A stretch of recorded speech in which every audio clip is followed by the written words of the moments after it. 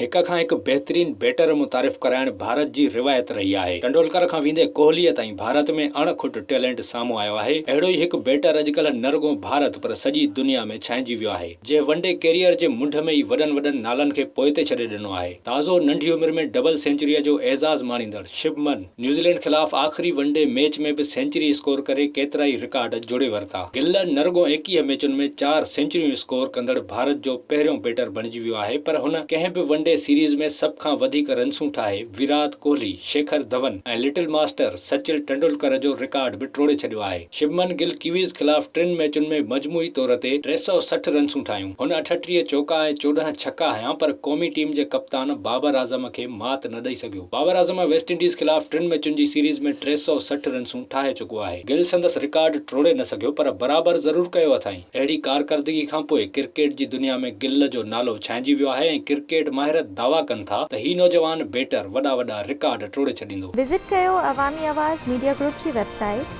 awamiawaz.pk